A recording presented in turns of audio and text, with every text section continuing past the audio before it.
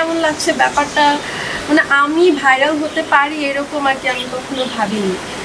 তো আমি আমার র্যান্ডম কাজ করতে যাচ্ছি, এখানে আমি শাড়ি পরেছি, এর জন্য ভাইরাল হয়ে গেছি। ব্যাপারটা আসলে আমি নিজেই মানতে পারছি না, ব্যাপারটা খুবই মানে আশ্চর্যজনক লাগছে।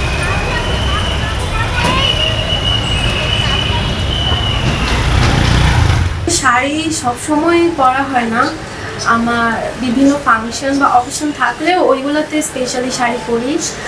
আর হচ্ছে ওই দিন আমার শাড়ি পরার স্পেশাল একটা কারণ ছিল যে আমার একটা রিপোর্টিং ছিল, আমি আজকে পত্রিকায় কাজ করছি, সেখান থেকে আমি আমার একটা পেশান আছে যে আমি আমার জব সেক্টরে সবসময় শাড়ি পরব। তো এখন যেহেতু অল্প একটু কাজ করছি, তো এখানে আমি প্রফেশনালি কাজে আমি শাড়ি পরবো, এটা আর কি এটা আমার পেশান। তো আমার পেশানটা আমি আমার কাজে লাগিয়েছি। এরপরে আমি আমার যেহেতু ট্রাফিকে কাজ করছিলাম সেই কাজে আবার জয়েন দিই। তো আসলে এইভাবে আর কি শাড়ি পরে যে আলাদাভাবে নিজেকে স্পেসিফাই করব বা আমি ভাইরাল হতে পারি এরকম আর কি কোনো ভাবনা চিন্তা আমার মধ্যে ছিল না।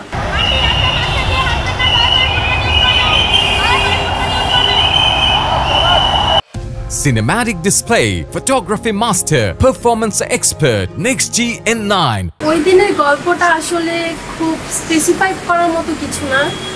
আমি জেনারেলি যেরকম সরকার পতনের পর 5 তারিখ থেকে যে সরকার পতন হলো, তারপরে যে ট্রাফিক ম্যানেজমেন্টে যে সমস্যাটা দেখা দিল, পুলিশরা কর্মবিরতিতে গেল, সেই জায়গা থেকে আমি আমার ফ্যামিলি মেম্বার, তারপরে আমার আশেপাশের অনেক স্টুডেন্টরাই আমরা নিজেরাই ট্রাফিক ম্যানেজমেন্টের দায়িত্ব নিয়েছিলাম। তো এখানে রেগুলার বেসিসে আমি একজন রিপোর্টার হিসেবে কাজ করছি আজকের পত্রিকায়। সেখানে আমার একটা রিপোর্টিং ছিল, আমি রিপোর্টিং করার পর আমার কাজে জয়েন দিয়েছি। তো এখানে আসলে গল্পটা এটাই ছিল, খুবই স্বাভাবিক, খুবই নর্মাল একটা ঘটনা। বন্ধুরা তো সবসময় পাশেই থাকে, ওরা অনেক অ্যাপ্রিসিয়েট করছে। আমার স্কুলমেট, কলেজমেট, ইভেন ইউনিভার্সিটির ফ্রেন্ড সবাই আমাকে অনেক উৎসাহ দিচ্ছে। শুধু তারাই না, আমার স্কুলের আমি যেসব স্কুলে পড়ে এসেছি সেসব স্কুলের টিচাররা, আমার কলেজের টিচাররা আমাকে অনেক অভিনন্দন জানাচ্ছে, সবাই ভিডিওটা শেয়ার দিচ্ছে আর বলছে। তো দেখে খুবই ভালো লাগছে, ওদের রেসপন্স আমার খুবই ভালো লাগছে।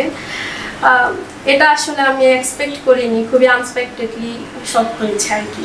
আমি আদিবা নওমি, পড়ছি জগন্নাথ বিশ্ববিদ্যালয়ের গণযোগাযোগ ও সাংবাদিকতা বিভাগে।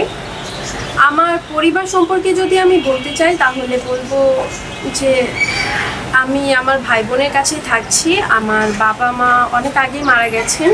আমার মা আমার 3 বছর বয়সে মারা গেছেন এবং বাবা 2017-তে মারা গেছেন। এরপর থেকে নানা স্ট্রাগল করেই এই অবধি আসা। ফ্যামিলি বলতে তো বোনই আছে, এভাবেই আগাচ্ছি এবং সামনে আরও অনেক বড় পথ পাড়ি দেওয়ার আছে, নানা স্ট্রাগল আছে। আপনারা আমার জন্য দোয়া রাখবেন, আমি যেন এই ভালো কাজগুলো করে দেশ ও দশের কাজে নিজেকে নিয়োজিত করতে পারি, মানুষের ভালো কিছু করতে পারি, নিজেকেও ভালো জায়গায় নিতে পারি। বাংলাদেশ কেমন চাচ্ছি সেটা একজন শিক্ষার্থী হিসেবে যদি আমি বলি যে বিশেষ করে আমাদের শিক্ষা ব্যবস্থাটা একটু চেঞ্জ করা দরকার। আমার মনে হয় এখানে আমাদের নিজস্ব পাঠ ছাড়া ভারতীয় অনেক পার্ট এখানে ঢোকানো হয়েছে, যেগুলো আসলে নেসেসারি না, আমাদের কমিউনিটির সাথে যায় না। আমার মনে হয় যে এগুলো বাদ দেওয়া উচিত। তাছাড়া আমি যেহেতু জার্নালিজমের স্টুডেন্ট, আমি বলবো যে আমাদের বাক স্বাধীনতাটা খুবই ইম্পর্ট্যান্ট। বিশেষ করে আপনারা যদি একটু খেয়াল করেন যে আমাদের বিশ্ববিদ্যালয়ের যে এক আপু ছিল, খাদিজাতুল কুবরা আপু, তিনি কিন্তু সরকার সম্পর্কে কথা বলার কারণে ওনাকে কারাগারে নেওয়া হয় এবং দীর্ঘ 1 বছর সেখানে থাকেন উনি। তো আসলে এই যে ব্যাপারগুলা, জার্নালিজমে যে বাক স্বাধীনতা দেওয়া হচ্ছে না, আমার মনে হয় এই জিনিসগুলো একটু বাদ দেওয়া উচিত, এগুলো থেকে বের হয়ে এসে সামনে আগানো উচিত। কারণ একটা দেশের সাংবাদিকতা সেক্টর যত ভাস্ট হবে তত ভালো দেশটা আগায় যেতে পারবে, বিভিন্ন সমস্যা মানুষের সামনে তুলে ধরতে পারবে, সেগুলো সলভ করারও বিভিন্ন অপশন থাকবে। আর এছাড়া আমি বলবো যে বাংলাদেশ তো দুর্নীতিপরায়ণ দেশ, সবাই জানে।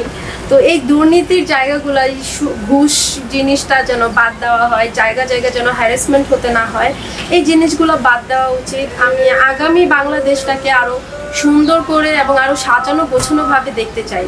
এছাড়া আমি যদি বলতে চাই যে আমাদের এডুকেশন সেক্টরের একটা পার্ট, আমরা দেশ থেকে বেশিরভাগ মেধাবী স্টুডেন্টরাই বিদেশে চলে যাচ্ছে, কিন্তু বিদেশ থেকে কিন্তু আমাদের দেশে নতুন কেউ আসছে না। সো আমি মনে করি যে এডুকেশনের এই সেক্টরটা আরও বড় করা দরকার, যে বিদেশ থেকেও যেন আমাদের দেশে পড়তে আসতে পারে। যেমন মেডিকেল সেক্টরে আমাদের দেশে পড়তে আসে, কিন্তু অন্যান্য সেক্টরগুলোতে আমাদের দেশে স্টুডেন্ট আসে না।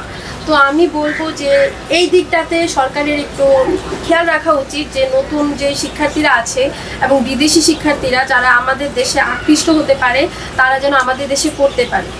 এছাড়াও আরেকটা কথা বলা যায় যে আমাদের যে চিকিৎসা ব্যবস্থা, আমরা এখান থেকে বেশিরভাগ চিকিৎসার জন্য রোগীরা যায় ইন্ডিয়াতে। আসলে ইন্ডিয়া ডিপেন্ডেন্ট হওয়ার তো কোনো ব্যাপার নেই, এখানে আমাদের নিজেদের যা আছে তা নিয়েই তো আমরা সামনে আগাতে পারি। আমাদের এই সেক্টরগুলো একটু আগালে, একটু উন্নতি করলে আমার মনে হয় যে আমাদের দেশ থেকে চিকিৎসা বাবদ যে এক্সট্রা খরচটা ইন্ডিয়া পাচ্ছে, যে অ্যাডভান্টেজটা পাচ্ছে, সেই অ্যাডভান্টেজটা আসলে আমাদের নিজেদেরই রাখা উচিত। তো মনে হয় যে আমাদের এই সেক্টরটা আরও ভালো করা উচিত, এর মাধ্যমে আমাদের দেশে আরও উন্নতি হবে।